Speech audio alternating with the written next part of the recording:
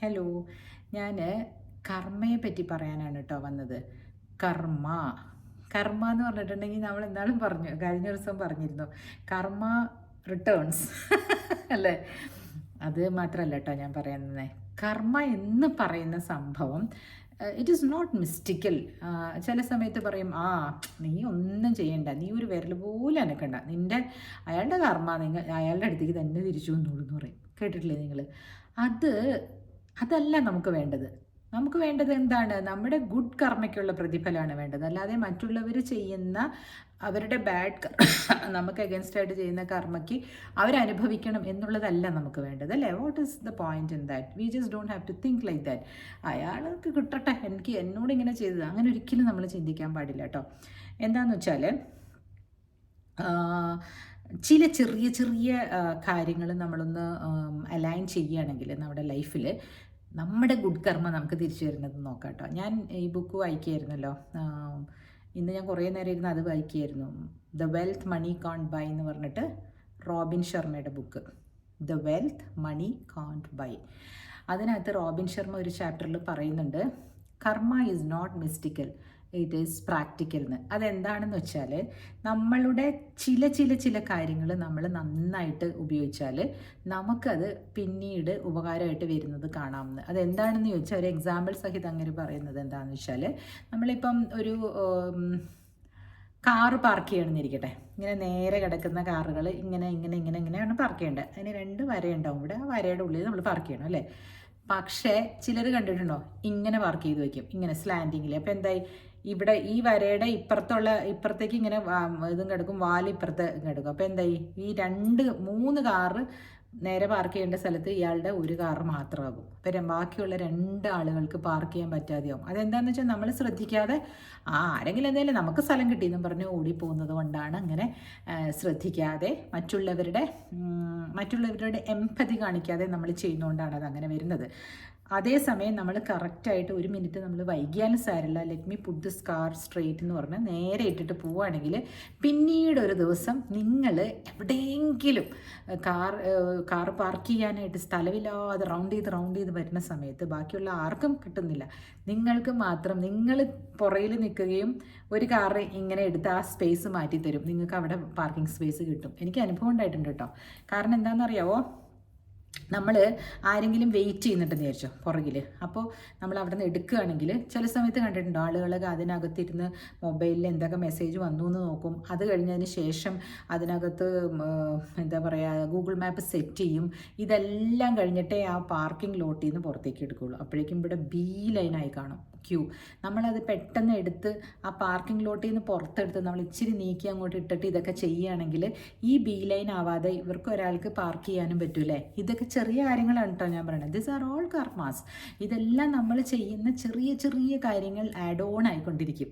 അത് പറയാനാണ് കേട്ടോ ഞാൻ പറഞ്ഞു വന്നത്. കാരണം ഈ ബുക്ക് വായിച്ചപ്പോൾ എനിക്കും തോന്നി. അതേപോലെ തന്നെ ഇതിന് മുമ്പൊരു കഥ ഞാൻ പറഞ്ഞിട്ടുണ്ട്. ഇതിൽ പറയാണ്, നമ്മൾ ഈ ക്ലീനിങ് ജോബൊക്കെ ചെയ്യുന്ന ആൾക്കാരില്ലേ, അതായത് വെയിറ്റേഴ്സ് അല്ലെങ്കിൽ മോൾസിലൊക്കെ ബാത്റൂം ലാവറ്ററി ഒക്കെ ക്ലീൻ ചെയ്യാൻ നിൽക്കുന്ന ആൾക്കാർക്കൊക്കെ ഇല്ലേ, നമ്മൾ എന്തെങ്കിലും ജനറസ്ലി ടിപ്പ് ചെയ്യണം എന്നാണ് പറയണത്. അതിനൊരു ഉദാഹരണം ഞങ്ങൾ നേരിട്ട് കണ്ടത് എന്താണെന്ന് വെച്ചാൽ, ഒരു പ്രാവശ്യം ഞങ്ങൾ മൂവി കാണാൻ പോയി ഇവിടെ അടുത്തുള്ളൊരു മാളിൽ. അപ്പോൾ അരവിന്ദ് ലാവറ്ററി യൂസ് ചെയ്തിട്ട് പുറത്തിറങ്ങുമ്പം അരവിന്ദ് വന്ന് പറഞ്ഞു, ഇത് നോക്ക്, അവിടെ ഇല്ലേ ഒരു അറബ് ആള് അവിടെ തുടയ്ക്കുന്ന ആൾക്ക് 50 ദിർഹംസ് എടുത്ത് കൊടുക്കുന്ന കണ്ടുവന്നു. അതായത് യൂസ് ചെയ്ത് കഴിഞ്ഞിട്ട് കൈയൊക്കെ കഴുകി കഴിഞ്ഞിട്ട് അയാൾ 50 രൂപ എടുത്ത് കൊടുത്തു. അപ്പം ഞാൻ 50 എന്ന് പറഞ്ഞാൽ ഏകദേശം നമ്മുടെ 1000-1300 രൂപ ഉണ്ട് വില, കൺവേർട്ട് ചെയ്യുമ്പോൾ റുപ്പി വാല്യൂ. അപ്പോൾ ഒരു പ്രാവശ്യം ബാത്റൂം യൂസ് ചെയ്തതിന് മേ ബി അങ്ങനെ റിച്ച് ആയിരിക്കും, എന്നാലും ജനറോസിറ്റി കണ്ടോ. ആ മനുഷ്യൻ അവിടെ നിന്ന് കഴുകുന്ന ആൾ ആരുടെയെങ്കിലുമൊക്കെ അമ്മയും അച്ഛനും ആയിരിക്കും, അല്ലേ? അല്ലെങ്കിൽ ആരുടെയെങ്കിലും ഭർത്താവായിരിക്കും, അല്ലേ? മറ്റുള്ളവർ ബഹുമാനം ലഭിക്കുന്ന ഒരാളായിരിക്കും, അല്ലേ അദ്ദേഹം? അയാളുടെ വീട്ടിൽ അദ്ദേഹം വന്ന് ഈ പണി ചെയ്തിട്ടാണ് പൈസ ഉണ്ടാക്കിയിട്ട് കൊണ്ടുപോകുന്നത്, അല്ലേ? ഒന്ന് ആലോചിച്ച് നോക്കൂ. അപ്പോൾ നമ്മൾ ബഹുമാനം അർഹിക്കുന്ന ഒരാൾ ഇവിടെ വന്നിട്ട് മീനിയൽ ജോബ് ചെയ്തിട്ടാണ് വീട്ടിലേക്ക് പൈസ അയക്കുണ്ടാവുക. അങ്ങനെ അവിടെ ചെല്ലുമ്പോൾ അവിടുത്തെ രാജാവായിരിക്കും. അപ്പോൾ മറ്റുള്ളവരുടെ ഇങ്ങനെയുള്ള അഴുക്ക് ക്ലീൻ ചെയ്യുന്നവരെ കുറച്ചുകൂടെ നമ്മളൊന്ന് എലിവേറ്റ് ചെയ്ത് കൊടുക്കുക എന്നുള്ളതാണ്. അപ്പം ഞാനത് കഴിഞ്ഞ് പിന്നെ ശ്രമിക്കാറുണ്ട്. നമ്മളെപ്പോഴെങ്കിലും നമ്മൾ പോകുന്നത് ഇന്ത്യയിലേക്ക് പോകുന്നത് ഒരു ഹോളിഡേ മൂഡിലായിരിക്കും അല്ലേ ഇവിടുന്ന്. അപ്പോൾ പോകുമ്പോൾ നമുക്കൊരു കൊടുക്കാൻ പറ്റുന്ന ഒരു തുകയുണ്ടാവും, 200 300 ഒക്കെ കൊടുക്കാൻ പറ്റുന്ന ഒരു തുകയായിരിക്കാം പ്രവാസികൾക്ക്. അത് ഒരു ഐസ്ക്രീം വാങ്ങിച്ച് കളയുന്ന ഒരു തുകയാണെങ്കിൽ അത് നമ്മൾ ബാത്റൂമൊക്കെ യൂസ് ചെയ്യണം അവിടെ ആരെങ്കിലും ഉണ്ടെങ്കിൽ ഇത് കൊടുത്തിട്ട് പോകൂ എന്നാണ് ഞാൻ പറയുന്നത്. അപ്പം ചേച്ചി, ഞങ്ങൾക്ക് ഇവിടെ ഒരു ദിവസം അരി മേടിക്കാനുള്ള പൈസ അങ്ങനെയുള്ളവരല്ലല്ലോ ഇവിടുന്ന് ഗൾഫിൽ നിന്ന് പോകുമ്പോൾ അല്ലേ. അതാണ് കേട്ടോ ഞാൻ പറഞ്ഞു വരുന്നത്. കഴിയുന്നതും നിങ്ങളുടെ കയ്യിൽ, ഇപ്പം നാട്ടിൽ ജോലി ചെയ്യുന്നവരാണെങ്കിൽ ലുലു മാള് കാണാൻ പോയി അതൊക്കെ യൂസ് ചെയ്യുമ്പോൾ അവിടെ നിൽക്കുന്നവർക്ക് ഒരു 100 രൂപ കൊടുക്കൂ. നിങ്ങൾ എന്തായാലും ഒരു 1500 2000 രൂപയും കൊണ്ട് വന്നിട്ടുണ്ടാവില്ലേ, അതിലൊരു 100 രൂപ അവിടെ കൊടുക്കൂ. അതിനൊരു പ്രത്യേക സുഖം ഉണ്ടാകും നമുക്ക്. ദാനം എന്ന് മാത്രമല്ല, അത് ദാനമല്ല, അവർ ചെയ്യുന്ന ആ ഒരു പ്രവൃത്തി, നാം ഉൾപ്പെടെയുള്ള പബ്ലിക് യൂസ് ചെയ്യുന്ന ഒരു ലാബറട്ടറിയാണ് അവർ ക്ലീൻ ചെയ്യുന്നത് അല്ലേ. അവർക്ക് ശമ്പളം ഉണ്ടില്ലെന്നല്ല, ബട്ട് സ്റ്റിൽ നമ്മുടേതായ ഒരു ഇത് തന്നെ, ഈ കർമ്മ ആഡിങ് ടു ദ കർമ്മ, ഗുഡ് കർമ്മ എന്ന് പറഞ്ഞാൽ. പിന്നെ എന്തായിരുന്നു, എന്തുവായിരുന്നു അത്, പിന്നെ വേറൊരു കാര്യം, വേറെ എൻ്റെ ലൈഫിലുണ്ടായി വേറൊരു കാര്യം കേട്ടോ. എൻ്റെ കണ്ണുണ്ടല്ലോ ഇങ്ങനെ വെളിച്ചാണ്, ഭയങ്കര വെട്ടാണ് ഇപ്പോൾ ഇവിടെ. നേരം വന്നിരുന്ന കാരണമാണ്, ഉറക്കവും വരുന്നുണ്ട്. പക്ഷേ I wanted to talk to you. മറന്നുപോയതെല്ലാം പറഞ്ഞാൽ ബുക്സ്, ഈ ലൈബ്രറി ബുക്സൊക്കെ നമ്മൾ എടുക്കത്തില്ലേ, ലൈബ്രറി ബുക്സ് പണ്ട് ലൈബ്രറി ബുക്ക് തിരിച്ചു കൊടുക്കാതിരിക്കും ആളുകൾ, വീട്ടിലുണ്ടാവും അതൊക്കെ ഭയങ്കര ദോഷമാണ്. പിന്നെ അല്ലെങ്കിൽ ഞാനിപ്പോൾ കുറേ ബുക്സ് കളക്ട് ചെയ്യുന്ന ആളാണ്. എൻ്റെ കയ്യിൽ നിന്ന് ബുക്ക് വായിക്കാൻ കൊണ്ടുപോയിട്ട് തിരിച്ചു വന്നില്ലെങ്കിൽ എനിക്കുണ്ടാവണം ഒരു വിഷമം കേട്ടോ. എനിക്ക് ഭയങ്കര ദേഷ്യവും വരും, ചില സമയത്ത് സങ്കടവും വരും. കാരണം 300-400 രൂപ കൊടുത്തൊക്കെ ഓരോ ബുക്ക്, ചിലപ്പം ഒരു മാസം ഞങ്ങൾ 10 ബുക്സൊക്കെ വാങ്ങിച്ചിട്ടുണ്ടാകും. ആ ബുക്കൊക്കെ ഞങ്ങളുടെ ലൈബ്രറിയിലേക്ക് വേണ്ടി, ഞങ്ങളുടെ ഓൺ പ്രൈവറ്റ് ലൈബ്രറിയിലേക്ക് വേണ്ടി ഞങ്ങൾ വാങ്ങിക്കുന്നതല്ലേ. ആര് കൊണ്ടുപോയാലും അത് തിരിച്ചു തന്നില്ലെങ്കിൽ എനിക്ക് ഭയങ്കര ദേഷ്യം വരും കേട്ടോ. എൻ്റെ ഒരു ഫ്രണ്ടല്ല, ഒരു അക്വൈൻറ്റൻസ്, ഒരു ലേഡി ഉണ്ടായിരുന്നേ.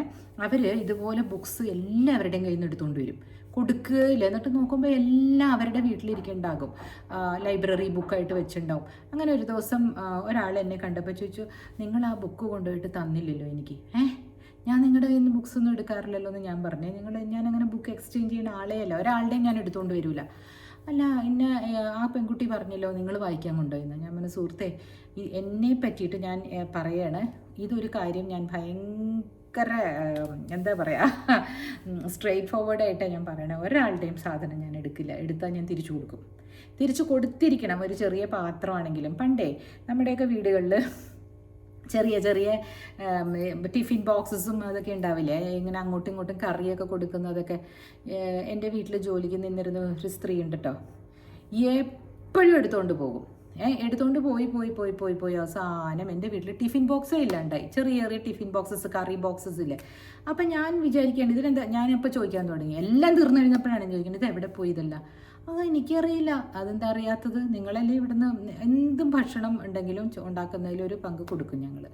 അപ്പോൾ നിങ്ങൾക്കത് കൊണ്ടുപോയത് കൊണ്ട്, തിരിച്ചു കൊണ്ടുവരാത്തതുകൊണ്ടല്ലേ ഇപ്പോൾ ഇല്ലാത്തത്. ഞാൻ കൊണ്ടുപോയതൊക്കെ കൊണ്ടുവരാറുണ്ടെന്ന് പറഞ്ഞു. പിന്നെ അവർ ജോലിക്കേ വന്നില്ല.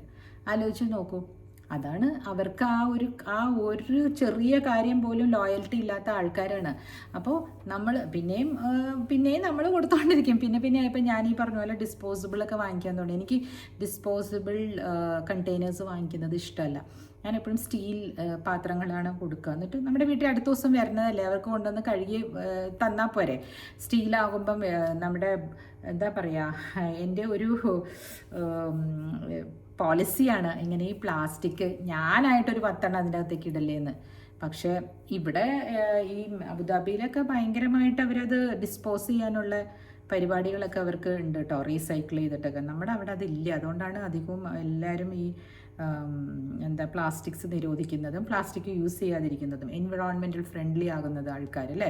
അപ്പം നമ്മളുടെ ഒരു 2 സെൻസ് എന്ന് പറഞ്ഞ പോലെ നമ്മൾ സ്റ്റീൽ പാത്രം ഉപയോഗിക്കുകയാണെങ്കിൽ അതൊന്ന് കഴുകി കൊണ്ട് നടക്കുന്നതാണ് എനിക്ക് ഏറ്റവും ഇഷ്ടം.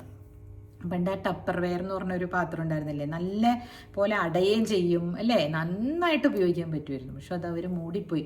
എന്ത് നല്ല പോലെ ബിസിനസ് ഉണ്ടായിരുന്നത് അല്ലേ അത്. ഭയങ്കര നല്ല ബിസിനസ്സായിരുന്നു അത്. പക്ഷെ അത് അവർ അപ്ഗ്രേഡ് ചെയ്തില്ലെന്നാണ് പറയണത് അവരുടെ ബിസിനസ്സിനെ. എന്ന് പറഞ്ഞാൽ അവർ പിന്നെയും പിന്നെയും ഈ മൾട്ടി ലെവൽ മാർക്കറ്റിംഗ് വഴിയാണ് ആൾക്കാർക്ക് വിറ്റുകൊണ്ടിരുന്നത്. അവരുടെ ഒരു സ്റ്റോർ തുടങ്ങാനോ, അതായത് സ്റ്റോർ ഇൻ ദ സെൻസ് ഇങ്ങനെ ആമസോൺ പോലെ സ്വന്തമായിട്ട് ലിസ്റ്റ് ഔട്ട് ചെയ്യാനൊക്കെ ശ്രമിച്ചില്ല എന്ന്. അതുകൊണ്ടാണ് അത് മൂടിപ്പോയി എന്നൊരു പ്രോഗ്രാമിൽ പറയുന്നത് കേട്ടു. അപ്പം നമ്മളുടെ ഒരു ബിസിനസ്സാണെങ്കിൽ നമ്മൾ ആ കാലം മാറുന്നതനുസരിച്ച് നമ്മൾ മാറിക്കൊണ്ടിരിക്കണം. ഈ ITC കമ്പനി കേട്ടിട്ടില്ലേ നിങ്ങൾ? പറഞ്ഞു വരുന്ന വിഷയം മാറും, എന്നാലും പറയുമ്പോൾ പെട്ടെന്ന് പറയട്ടെ കേട്ടോ. ITC company, Indian tobacco company, ഇപ്പോഴൊക്കെ സിഗരറ്റ് അധികം വലിക്കാത്തവരാണ് കുറഞ്ഞു തുടങ്ങി. പണ്ടൊക്കെ എല്ലാവരും മാൻലിനെസ്സിൻ്റെ ഭാഗമായിട്ട് സിഗരറ്റ് വലിച്ച് തള്ളുമായിരുന്നില്ലേ? ശേഖർ കപൂറിൻ്റെയൊക്കെ പരസ്യം നോക്കി ആന്ന് നിൽക്കുമായിരുന്നു പെൺപിള്ളേർ. അപ്പോൾ ശേഖർ കപൂർ സിഗരറ്റ് വലിച്ച് തള്ളുന്നതാണ് നമുക്കൊരു എന്താ പറയുക, ആരാധന അന്നൊക്കെ. അത് നല്ലതല്ല എന്ന് എന്നാൽ അതിൻ്റെ അടിയിൽ എഴുതുന്നുണ്ട്, cigarette smoking is injurious to health എന്ന് പറഞ്ഞിട്ട് സ്റ്റാറ്റ്യൂട്ടറി വാർണിംഗ് ഒക്കെ വരുന്നുണ്ട്. പക്ഷേ അതൊന്നും വായിക്കില്ല, അതൊക്കെ അങ്ങനെ പോവും. പക്ഷെ നമ്മൾ ആ ഹാൻസം ആൾ ഇത് ചെയ്യുന്നതാണ് നോക്കിക്കൊണ്ടിരിക്കുക. ആ കമ്പനി എന്ത് ചെയ്തു എന്ന് വെച്ചാൽ അവർ ഡൈവേഴ്സിഫൈ ചെയ്തു. അവർ ക്ലോത്ത്സിലോട്ട് മാറി, പിന്നെ അവർക്ക് വലിയ വലിയ ഹോട്ടൽസ് ഉണ്ട്, അങ്ങനെ അവർ സസ്റ്റെയിൻ ചെയ്തു. ITC ഉണ്ട്, ടൊബാക്കോ കമ്പനി ഉണ്ട്, പക്ഷേ അതിൻ്റെ ഗ്രോത്ത് പല കാരണങ്ങൾ കൊണ്ട് നിൽക്കുകയും പല കാരണങ്ങൾ കൊണ്ട് അവർക്ക് അത് ഒരുപാട് ഹാംഫുൾ ആയിട്ടുള്ളൊരു ബിസിനസ് ആയതുകൊണ്ടും ഗവൺമെൻറ് കുറേ റെസ്ട്രിക്ഷൻസ് വെച്ചതുകൊണ്ടും അവർ ഡൈവേഴ്സിഫൈ ചെയ്തു. ഞാൻ ഈ പറയാൻ വന്ന കാര്യം എന്താണെന്ന് വെച്ചാൽ നമ്മൾ ചില കാര്യങ്ങൾ നമ്മൾ അറിഞ്ഞുകൊണ്ട് നമ്മൾ കമ്മ്യൂണിറ്റിക്ക് അല്ലെങ്കിൽ നമ്മുടെ സൊസൈറ്റിക്ക് ഗുണം ഉള്ളതായിട്ട് നമ്മൾ ചിന്തിച്ച് ചെയ്തേ പറ്റുള്ളൂ. നമുക്കൊന്നും ഇത് എന്താ പറയുക, അറിയാതെ വരത്തില്ല. മീൻസ് എന്താ പറയണേ, കോൺഷ്യസ്ലി തിങ്ക് ചെയ്യാതെ നമ്മളുടെ മനസ്സിലേക്ക് വരില്ല. നമ്മൾ ഇങ്ങനെ പ്രവർത്തിക്കണം, നമ്മളൊരു ബാത്റൂം യൂസ് ചെയ്ത് കഴിഞ്ഞാൽ we should clean it up. എന്നിട്ട് അത് പബ്ലിക് ടോയ്ലറ്റ് ആണെങ്കിലും നമ്മളുടെ കയ്യിൽ എന്തെങ്കിലും ഒരു സാനിറ്ററി എന്താ പറയുക ക്ലീനിങ് ഒരു ലോഷനോ ചെറുതായിട്ടുള്ളത് നമ്മൾ ബാഗിൽ എപ്പോഴും ഇട്ടിരിക്കണം. എന്നിട്ട് അത് നമ്മുടെ കൈ നന്നായി വാഷ് ചെയ്യുകയും വേണം. ഇതൊക്കെ ചെയ്ത് കഴിഞ്ഞിട്ട് ഇങ്ങനെയൊക്കെയുള്ള കാര്യങ്ങൾ നമ്മൾ കുട്ടികളോട് പറയുക. അത് it should be starting from your home itself. ഓരോരുത്തരും ബാത്റൂം യൂസ് ചെയ്ത് കഴിഞ്ഞാൽ എങ്ങനെയായിരിക്കണം എന്നുള്ളത്. ഇത് എന്തിനാണെന്ന് വെച്ചാൽ this adds to your karma. Definitely it adds to your karma. എല്ലാവരും വാങ്ങിച്ചു വെക്കുന്ന ബുക്സൊക്കെ നമ്മുടെ വീട്ടിൽ കൊണ്ടുവന്ന് നമ്മുടെ ലൈബ്രറിയിൽ ഇങ്ങനെ അടുക്കി വെച്ചാൽ എങ്ങനെ ഉണ്ടാകും കുറേ വർഷങ്ങൾ കഴിയുമ്പോൾ, അല്ലേ? കുട്ടികൾ വായിക്കുമ്പോൾ ഇതെന്താ അമ്മ വേറെ ആളുടെ പേര്.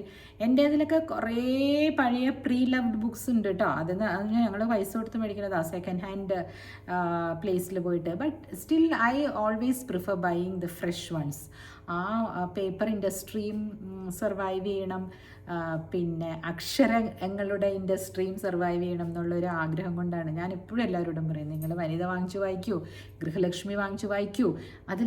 അതിൽ വന്നോട്ടെ, എല്ലാം യൂട്യൂബിലും ഇതിലൊക്കെ ഉള്ളതിൽ നല്ലതല്ലേ കുറച്ച് അക്ഷരങ്ങൾ നമ്മൾ വായിച്ച് നമ്മുടെ ബ്രെയിനിലേക്ക് വിടുന്നത്, അല്ലേ? ആൽഷമേഴ്സൊക്കെ വരാതിരിക്കും. പാർക്കിൻസൺസ്, ആൽഷമേഴ്സ് മുതലായവയൊക്കെ ഒരു പരിധി വരെ തള്ളി വെക്കാം എന്ന് പറയും, പുസ്തകങ്ങൾ വായിക്കുകയും അറിവ് വർദ്ധിപ്പിക്കുകയും ചെയ്താൽ. അപ്പം എൻ്റെ യൂട്യൂബ് ചാനൽ കാണുന്നവർ എല്ലാ ദിവസവും ഓരോ പുസ്തകങ്ങൾ എടുത്ത് 10 പേജെങ്കിലും വായിക്കുക. എന്നും എനിക്കതാണ് പറയാനുള്ളത്. എല്ലാവരും വായനാശീലം അങ്ങോട്ട് ഒരുപാട് ഉള്ളവരുണ്ട് കേട്ടോ. അതിനകത്ത് ഒരുപാട് പേരുണ്ട്. അന്ന് ഞാൻ ഗുഡ് എർത്തിൻ്റെ കാര്യം പറഞ്ഞപ്പോൾ ദിവ്യ അല്ലേ വന്ന് അതിൻ്റെ ഇടയിൽ പറഞ്ഞിരുന്നു, ചേച്ചി എനിക്ക് ഓർമ്മ വരുന്നു ഞങ്ങൾ പഠിച്ചത്, നമ്മളെല്ലാവരും പഠിച്ച ഇതായിരിക്കും അവർ ഉദ്ദേശിച്ചത്. പിന്നെ എമ്മയുടെ കാര്യം ഞാൻ പറഞ്ഞില്ലേ, ജെയിൻ ഓസ്റ്റിൻ്റെ പ്രൈഡ് ആൻഡ് പ്രിജുഡിസ്. മോളുടെ ഒരു ബർത്ത്ഡേക്ക് ഞാൻ പ്രൈഡ് ആൻഡ് പ്രിജുഡിസിൻ്റെ ചോക്ലേറ്റ് കേക്കില്ലേ ഗണാഷ്, അതിൻ്റെ മുകളിലത്തെ കവർ ഉണ്ടാക്കിയിട്ട് ഞാൻ അവളെ സർപ്രൈസൊക്കെ ചെയ്തിട്ടുണ്ടായി. പണ്ട് അങ്ങനെ ഒരു പരിപാടി ഉണ്ടായിരുന്നില്ലേ, എല്ലാവരും ഈ കോവിഡ് കഴിഞ്ഞപ്പോൾ ഞാനത് കണ്ടത്. മമ്മൂട്ടിയുടെ മരുമകൾ ഹെൽത്തി ലിവിങ് സ്റ്റൈലാണല്ലോ മമ്മൂട്ടിക്ക്. ആ സമയത്തൊരു ഗണാഷിൻ്റെ ഒരു ചോക്ലേറ്റ് ഒരു കേക്ക് ഇങ്ങനെ ഓർഡർ ചെയ്തപ്പോൾ അതിൻ്റെ മുകളിൽ പഴവർഗ്ഗങ്ങളും ഒക്കെ ആയിട്ട് കണ്ടായിരുന്നു. അങ്ങനെയാണ് ഞാൻ അവിടെ ഓർഡർ ചെയ്തത്. ആ കുട്ടി എറണാകുളത്താണ് താമസിക്കുന്നത് കേട്ടോ. നൂറിനോ ആരോരണം നല്ല കേക്ക് ആർട്ടിസ്റ്റാണ്. അപ്പോൾ അത് ഓർഡർ ചെയ്തിരുന്നു. അപ്പോൾ പ്രൈഡ് ആൻഡ് പ്രീജുഡിസിൻ്റെ കാര്യം പറഞ്ഞപ്പോൾ ബുക്ക് ലവേഴ്സിന് ബുക്കുകൾ വാങ്ങിച്ചു കൊടുക്കും നിങ്ങളുടെ എൻ്റെ ബുക്കൊന്നും എല്ലാവരും ഒന്ന് ഓർഡർ ചെയ്യണം കേട്ടോ. 1 വർഷം ആകാൻ പോകണം. വാങ്ങിക്കുന്നുണ്ട് ചിലരൊക്കെ വാങ്ങിക്കുന്നുണ്ട് കേട്ടോ. ഇതവിടെ ഉണ്ട്. ഇതാണല്ലോ എൻ്റെ ബുക്ക്. അറിയാൻ വയ്യാത്തവർക്ക് വേണ്ടി പറഞ്ഞാണേ. My Angelina a Brit or an Indian, ഇതാണ് എൻ്റെ ബുക്കിൻ്റെ പേര്. കണ്ട ആഞ്ചലീനയുടെ വളർന്ന വീടാണിത്. ഇതൊക്കെ ഓരോ പ്രോപ്സാണ് കേട്ടോ. ഇത് ബേർഡിൻ്റെ നെസ്റ്റ്, പിന്നെ വീവർ ബേർഡ് കുഞ്ഞുങ്ങൾക്ക് ഭക്ഷണം കൊടുക്കുന്നു. ഇതൊക്കെ ഈ കഥയിലെ ഓരോ കഥാപാത്രങ്ങളാണ്. ഇതൊക്കെ ഐ മീൻ കഥാപാത്രം ഇൻ ദ സെൻസ് ഇതിനൊക്കെ ഓരോ അർത്ഥമുണ്ട്. ഞാൻ തന്നെ ഉണ്ടാക്കിയ അർത്ഥം തന്നെയാണ്. നിങ്ങൾ വായിച്ചവരൊക്കെ ഇതിൻ്റെ അടിയിൽ പറയണം കേട്ടോ. ഞാൻ ഒരുപാട് എഫേർട്ട് എടുത്തിട്ടുണ്ട്. ഞാൻ മോളുടെ കോളേജിൽ പഠിച്ചിരുന്ന കുട്ടി വരച്ചതെന്നാണ് എനിക്കിത്. ഇവളെ പറ്റിയിട്ടും ആ മോളെ പറ്റിയും ഞാൻ ഇതിനകത്ത് എഴുതിയിട്ടുണ്ട്, അനുനന്ദ എന്ന് പറഞ്ഞിട്ട്. സോ പറഞ്ഞു വന്ന ബുക്സിൻ്റെ ലവിനെ പറ്റിയും ബുക്ക് തിരിച്ചു കൊടുക്കേണ്ട ആവശ്യകതയെ പറ്റിയൊക്കെ പറഞ്ഞപ്പോൾ ഇതെല്ലാം അങ്ങോട്ട് പറഞ്ഞു എന്ന് മാത്രമേ ഉള്ളൂ ഞാൻ. So today's take away is നമ്മൾ സ്മോൾ തിങ്സ് നമ്മൾ ചെയ്യാനായിട്ട് ശ്രമിക്കുക. അതേപോലെയല്ലേ എന്തെങ്കിലും ഒരു പേഴ്സണൽ കാര്യം നമുക്ക് വേറെ ആരെങ്കിലും പഠിപ്പിക്കണം എന്നുണ്ടെങ്കിൽ, ഇപ്പം ഞാനിതിൽ പറയണ്ടല്ലായിരുന്നു ഞാൻ പഠിപ്പിക്കുന്നതെന്നല്ലേ, അത് എൻ്റെ ഒരു നേച്ചറായിട്ടോ ഇങ്ങനെ ഇരുന്ന് പറയുന്നത്. നിങ്ങൾക്കത് വിഷമമായിട്ട് തോന്നരുത്. ഞാൻ എന്താ പറഞ്ഞ, പേഴ്സണൽ ആയിട്ട് ഒരു ലീഡർഷിപ്പ് ക്വാളിറ്റി നിങ്ങൾ ഡെവലപ്പ് ചെയ്തെടുക്കുക. നിങ്ങൾ നടക്കാൻ പോവാണ്, കാഷ്വലി നടക്കാൻ പോകുമ്പോൾ ഒരു കുട്ടി പഴത്തൊലി ഇട്ടു. നമ്മൾ പണ്ടത്തെ മോറൽ സയൻസ് ക്ലാസ്സിൽ ആ പഴത്തൊലി നിങ്ങൾ എടുത്ത് ഡസ്റ്റ്ബിന്നിലിടുക, ആ കുട്ടിയുടെ മുമ്പിൽ വെച്ച് തന്നെ. അപ്പോൾ ഒന്നും പറയണ്ട, ഇനി അവർക്ക് ഇൻസൾട്ട് തോന്നണ്ട, നിങ്ങളത് കാണിച്ചാൽ മതി. അങ്ങനെ കാണിച്ച് എല്ലാവരും വിചാരിക്കും, പക്ഷേ നമ്മളത് അവിടെ ഇടാൻ പാടില്ലായിരുന്നു എന്ന് അത് അവിടെ കാണുന്ന ഒരു 4 പേരെങ്കിലും അത് വിചാരിക്കും. പിന്നീട് അവർ നിങ്ങളുടെ മുമ്പിൽ വെച്ച് ചെയ്തില്ലെങ്കിലും പിന്നീട് അവർ ചെയ്യും. സോ അപ്പോൾ അവിടെ എന്തായി, നിങ്ങളുടെ ഒരു ലീഡർഷിപ്പ് ക്വാളിറ്റി അവിടെ കാണിക്കുകയാണ് അല്ലേ. അതേപോലെ തന്നെ ഈ കാർബൺ ഇംപ്രിൻസിൻ്റെ കാര്യമൊക്കെ പറഞ്ഞാൽ നമ്മളെ കൊണ്ട് പറ്റുന്ന രീതിയിൽ ഈ പ്ലാസ്റ്റിക് വർദ്ധിക്കാതിരിക്കാൻ വേണ്ടി സ്റ്റീൽ പാത്രങ്ങൾ ഉപയോഗിക്കുക. നല്ല ഭംഗിയുള്ള സ്റ്റീൽ പാത്രങ്ങളൊക്കെ ഇല്ലേ ഇപ്പോൾ, അതൊക്കെ ഒന്ന് കഴുകി യൂസ് ചെയ്യുക. ഈ പ്ലാസ്റ്റിക് പാത്രങ്ങളിൽ ഫുഡ് കൊടുത്തയക്കാതിരിക്കുക. പിന്നെ ചില്ലിൻ്റെ പാത്രമൊക്കെ ഇല്ലേ, അതിൽ പ്ലാസ്റ്റിക്കിൻ്റെ അടപ്പ് വേണം, അല്ലെങ്കിൽ ഇൻടാക്റ്റായിട്ട് അടയില്ല, ലീക്കാവും. അത് മാത്രം എന്നാലും കുറച്ച് കുറയൂലേ അല്ലേ. ഇതൊക്കെ ഒന്ന് ചെയ്യട്ടോ. ഞാനപ്പോൾ ഈ കർമ്മയുടെ കാര്യം ഈ ബുക്കിനകത്ത് പറഞ്ഞിരുന്നു. കർമ്മ ഈസ് നോട്ട് മിസ്റ്റിക്കൽ, കർമ്മ ഈസ് പ്രാക്ടിക്കൽ എന്ന് പറഞ്ഞാൽ അത് വായിച്ചപ്പോൾ, അപ്പോൾ ഇത് വാങ്ങിക്കുകയും വേണം കേട്ടോ. വായിച്ചപ്പോൾ നിങ്ങളുമായിട്ടൊന്ന് ഷെയർ ചെയ്യാൻ വേണ്ടിയിട്ടാണ് ഞാൻ പെട്ടെന്ന് വന്നത്. സോ ഇങ്ങനെ ചിലപ്പോഴൊക്കെ ഞാനും ഇങ്ങനെ അറിയാതെ കവർ കളയാൻ പോകാറുണ്ട് കേട്ടോ. മോളാണ് ഇപ്പോൾ എന്നെ എപ്പോഴും ഗൈഡ് ചെയ്യുന്നത്. അമ്മ അങ്ങനെ ചെയ്യാൻ പറ്റില്ല എന്ന് പറഞ്ഞിട്ട്. സോ ഇതൊക്കെ നമ്മൾ ചൊട്ടയിലെ ശീലം ചുടല വരെ എന്ന് പറഞ്ഞ പോലെ കുഞ്ഞു മക്കളെ പഠിപ്പിക്കുകയാണെങ്കിൽ അവരത് ക്യാരി ചെയ്യും. Okay, so karma is not mystical, it is practical അല്ലേ. ഇതേപോലെ വേറൊരാളുടെ കാര്യം, അത് ഞാൻ അന്ന് ഇതിന് മുമ്പ് പറഞ്ഞിരുന്നു എന്ന് എനിക്ക് തോന്നുന്നു. അത് പിന്നെ ഒരു ദിവസം പറയാം. പലിശ വാങ്ങിക്കുന്ന കാര്യം പിന്നീട് പറയാം കേട്ടോ. അപ്പോൾ ഇതൊക്കെയാണ് കഥ ഇന്നത്തെ. ഗുഡ് കർമ്മയിലേക്ക് നമുക്ക് ആഡ് ചെയ്യാൻ നോക്കാം. ഓക്കെ.